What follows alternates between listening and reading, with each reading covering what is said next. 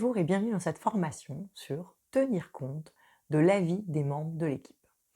À chaque fois qu'on fait une gestion d'équipe dans une entreprise, dans une organisation, ça va toujours être extrêmement important de tenir compte de l'avis des autres en fait.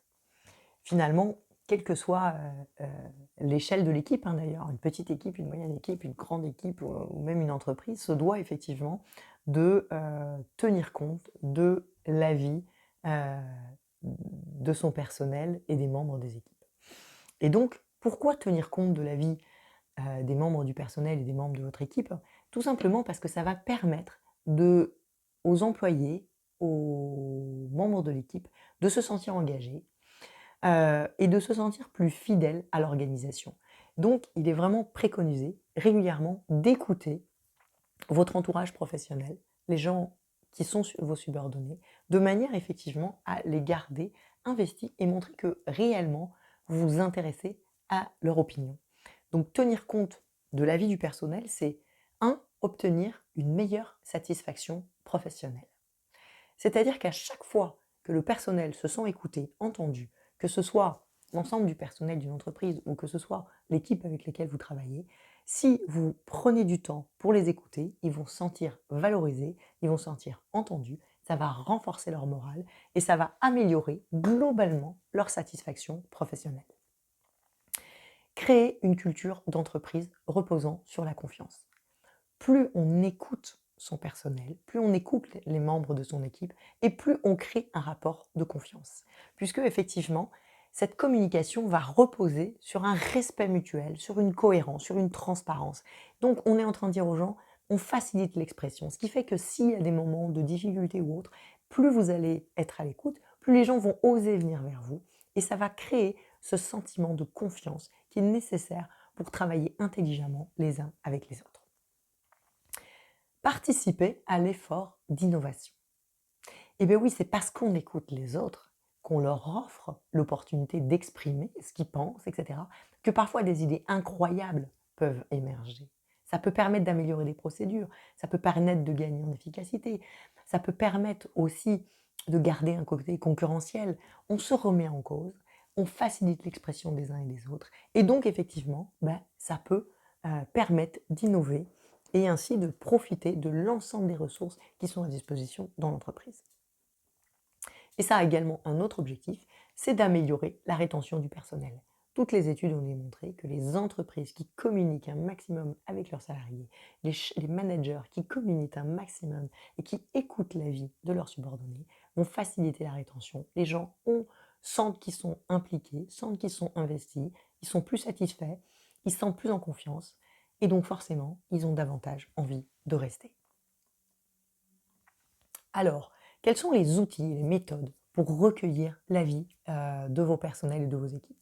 La première chose, je vais y aller de façon macro, hein, donc plus, là où on recueille le maximum d'informations sur un maximum de personnes jusqu'au plus petit.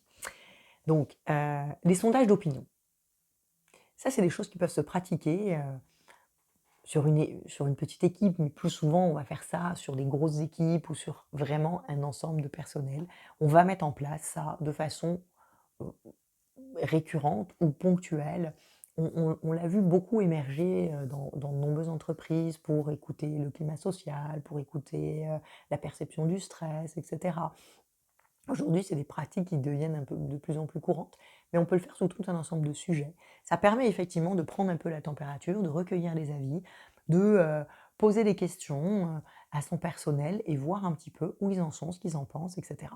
Et donc, ça permet derrière de faire des préconisations pour les managers, pour les personnes et pour améliorer l'organisation au travail. Maintenant, il est clair que organiser un sondage, c'est quand même une assez grosse logistique. Donc en général, effectivement, je vous le dis, on le réserve plutôt sur des gros groupes, voire la totalité d'une entreprise, que sur des questions assez simples ou sur des toutes petites équipes.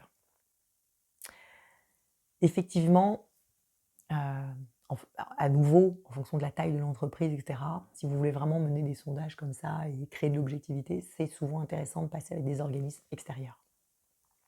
Après, il y a tous les outils collaboratifs qui sont également assez intéressants à mettre en place pour recueillir des avis. C'est-à-dire que tous ces outils qui sont aujourd'hui mis à disposition, qui sécurisent la communication, qui facilitent la communication, puisque tout le monde peut aller reporter les informations à l'endroit, bah, c'est pareil, c'est un outil qui va favoriser effectivement la prise en compte de la vie de tout un chacun, parce que tout le monde va reporter dans cet outil les choses, les éléments d'avancée. Ça permet d'avoir aussi un historique de ce qui s'est passé et a posteriori, en analysant ces données, parfois de pouvoir mettre en place de l'amélioration continue. Donc c'est aussi un moyen de recueillir l'avis des gens et d'engager les gens, puisque ce sont des outils partagés, ce sont des outils collaboratifs. C'est vrai qu'on les trouve beaucoup dans les grandes entreprises, mais vraiment aujourd'hui, plein de petites TPE mettent également ça en place, parce qu'aujourd'hui, on trouve des outils qui sont adaptés à toute taille de structure. Et puis, bah, on a également les conversations individuelles. Et oui, la bonne vieille méthode d'aller parler aux gens. C'est pas vraiment un scoop, mais c'est une très bonne manière de recueillir l'avis des gens. Quand on est une petite équipe, moi je vous le dis, vous devriez régulièrement recevoir chaque membre de votre équipe pour leur demander comment ils vont, ce qu'ils en pensent, qu'est-ce qui se passe pour eux, est-ce qu'ils ont des questions, des interrogations, etc., etc. Je sais que tout le monde dit je suis débordé, j'ai pas le temps. Mais en termes de gestion des tâches, ça devrait être une tâche prioritaire à faire de temps en temps. Je vous dis pas tous les mois, là, mais de temps en temps. Évidemment, si vous êtes un directeur d'établissement et que vous avez 600 personnes sous vos ordres, j'entends bien que vous n'allez pas pouvoir recevoir les 600 personnes. Mais qu'est-ce qui vous empêche de prendre quelques personnes de temps en temps, d'aller les rencontrer, d'échanger avec eux pour savoir un peu ce qui se passe? Mais ça, c'est quelque chose d'extraordinaire parce qu'il y a des gens, ils ne sont pas à l'aise dans les outils collaboratifs. Il y a des gens, les sondages d'opinion, ils ne veulent pas y participer. Ils ne sont pas à l'aise dans les dynamiques de groupe. Donc c'est le seul moyen d'avoir leur avis. Et puis, je sais effectivement qu'en France, notamment, on a des rencontres obligatoires, notamment les entretiens annuels d'évaluation, etc., qui sont des lieux de rencontre et que beaucoup de managers utilisent aussi pour avoir un avis et faire un temps d'échange. Mais je vous le dis tout de suite, ce n'est pas ce dont je vous parle.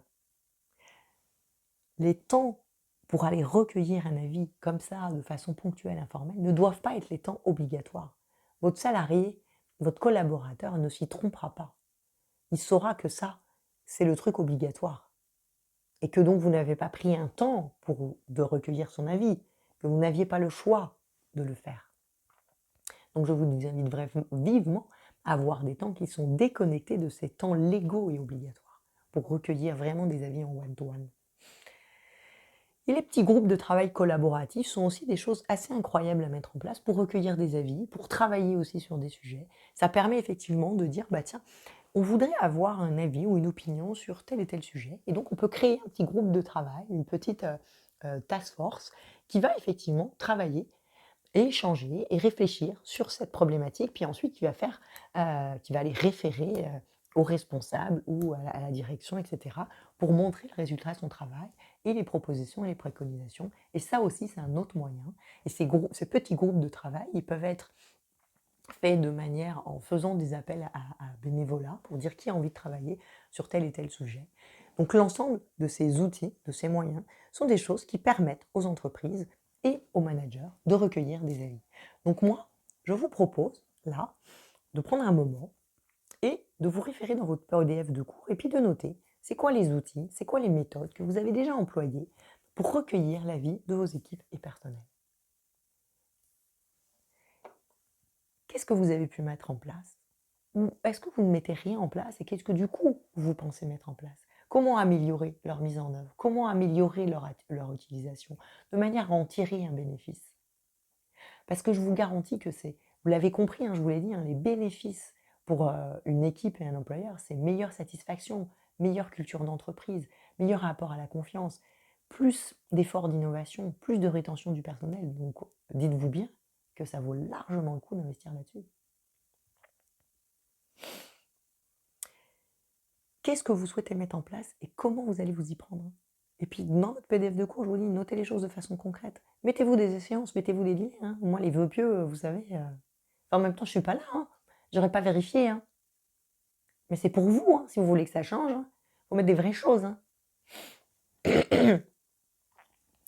Et donc, tenir compte de l'avis de l'équipe. Parce qu'une fois qu'on a recueilli tous ces avis, je vous le dis tout de suite, il y a un préalable essentiel à ça. C'est que si vous écoutez et vous recueillez tous ces avis et que vous n'en tenez pas compte, ça sera la catastrophe. Tenez compte de l'avis des gens. Si vous les écoutez, c'est pour en tenir compte. Sinon, ne les écoutez pas. Mais vous aurez d'autres biais.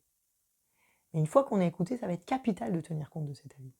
Tenir compte de cet avis, ça ne veut pas dire oui à tout ce que les gens vous disent. C'est absolument pas ça. Mais ça veut dire en tenir compte. Voir comment on peut abonder peut-être dans un sens. Voir comment on peut délayer des choses. Mais en tout cas, c'est mettre en place des actions concrètes qui vont dans le sens de ce que souhaitent les gens. Parce que vraiment, il y a un risque, hein, si vous n'écoutez pas les gens, à ce qu'ils se sentent désengagés, à ce qu'ils ne donnent plus d'informations, à ce qu'ils ne veulent plus participer à rien, et qui derrière, en fait, peuvent aussi donner une très mauvaise réputation à votre entreprise ou à votre service, parce qu'ils vont simplement dire, bah écoutez, oui, c'est sûr, ils demandent notre avis, hein, mais comme derrière, ils n'en tiennent jamais compte, aucun intérêt. Donc tenir compte de la vie des personnes, ça demande de prendre en compte parfois la totalité des suggestions et des propositions. Ça veut dire, bon, bah, les gens, ils veulent ça, ok, on donne tout à tout le monde. Bon, on est d'accord, c'est rarement le cas. Parce que tout n'est pas possible, puis il y a des gens, ils ont des idées parfois un peu improbables. Hein. C'est comme si, pour les gens qui ont des enfants, vous demandez à votre enfant son avis sur tout un sujet, genre qu'est-ce qu'on va manger le soir à dîner, il est capable de vous dire, bah, mangeons des frites tous les soirs. Probablement, en termes d'équilibre alimentaire, ça va pas être top. Hein, donc, il y a peu de chances que vous donniez oui à sa réponse. Et peut-être que vous pouvez vous dire, bon, ok, sans faire tous les soirs, peut-être que jusqu'à présent, on en faisait 2 fois par an, et peut-être qu'on peut en faire 1 fois par mois. C'est ça, tenir compte de la vie. Prendre en compte une partie des avis, c'est ça qui est le plus courant. Donc, en fait, quand on va prendre en compte une partie des avis, on va expliquer pourquoi on prend en compte certaines suggestions. On va dire, ok, ces propositions qui ont été faites, on va les prendre en compte pour telle raison. Et on va également expliquer pourquoi les autres, on les rejette. Si je reviens sur mon histoire de frites, bon, j'entends qu'un enfant de 8 ans qui veut manger des frites tout le temps, si vous lui expliquez que c'est pas bon pour son régime alimentaire, il y a peu de chances qu'il soit très attentif au sujet. Hein. À ces âges-là, notre équilibre alimentaire n'est pas nécessairement au cœur de nos préoccupations, mais néanmoins, ça fait partie de la pédagogie. Quoi. Et puis, en tout cas, ça montre qu'il y a une vraie réflexion puis qu'il y a des raisons en arrière. Qu'on ne fait pas ça juste par s'opposer ou parce que l'idée est stupide. On fait ça parce qu'on a un vrai argumentaire. Et même vous, en fait, c'est intéressant parce que ça va vous obliger à vous dire, ok, pourquoi je prends en compte ces avis, pourquoi ceux-là, je ne les prends pas en compte. Donc, toute acceptation ou rejet doit être motivée et argumentée. Il est également possible de reporter ou de décaler la mise en place de certaines suggestions. On va dire aux gens, bah, ça aujourd'hui c'est pas possible pour telle raison, mais par contre on va pouvoir le mettre en place dans quelques temps. On peut également aussi modifier ou adapter certaines suggestions, propositions, c'est dire bah tiens c'est intéressant, mais par contre ce que la personne préconise comme mise en place c'est peut-être pas hyper adapté, donc comment je pourrais moduler ça pour tenir compte de la vie et peut-être améliorer la proposition et tenir compte des réalités et des limites qui existent. Donc, prenez un exemple où vous avez recueilli l'avis de vos équipes et notez ici comment vous avez pu en tenir compte concrètement. Nous, Bigger existe depuis pas très longtemps, mais on commence un peu à écouter les avis des gens qui ont été sur le site internet, qui ont été sur la plateforme. Et puis, bah, quand on peut, j'essaie de tenir compte des améliorations. Donc, il y a déjà des petites choses qui ont changé. Parce que là, on a clarifié quelque chose, parce que là, on a amélioré un rendu. Donc, parce que sur de nouvelles choses qu'on est en train de développer, ben, on est en train effectivement d'améliorer les process. Tenir compte de la vie, c'est vraiment écouter, puis voir concrètement ce qu'on peut mettre en place. Puis effectivement, il y a des choses où on nous a dit, bah, tiens, moi j'aimerais mieux que ce soit comme ça, puis on se dit, bah, nous là, on a fait un choix, on ne peut pas changer ça. Ou on ne veut pas changer ça pour tout un ensemble de raisons, mais qui nous ont aidé à développer notre argumentaire à cet égard. Pour des projets à venir, comment pourriez-vous améliorer la prise en compte de la vie des membres de votre équipe de manière concrète? Qu'est-ce que vous comptez faire pour améliorer la prise en compte de votre avis, de la vie des gens? Qu'est-ce que vous souhaitez faire? Et enfin, quel engagement vis-à-vis de vous-même pouvez-vous prendre pour veiller à tenir compte de la vie des membres de vos équipes? Si vous, vous êtes le responsable, le manager, c'est aussi à vous de veiller à tenir compte. Et comme je vous l'ai dit, il y a plein de manières de tenir compte de la vie de quelqu'un. Et parfois, tenir compte de son avis, c'est d'aller le voir en lui disant: j'ai entendu ce que tu m'as dit, et ça, je ne vais pas pouvoir le faire, pour telle raison. La personne, elle sait que vous avez tenu compte.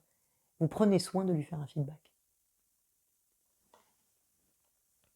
Voilà ce que j'avais à vous dire sur le sujet.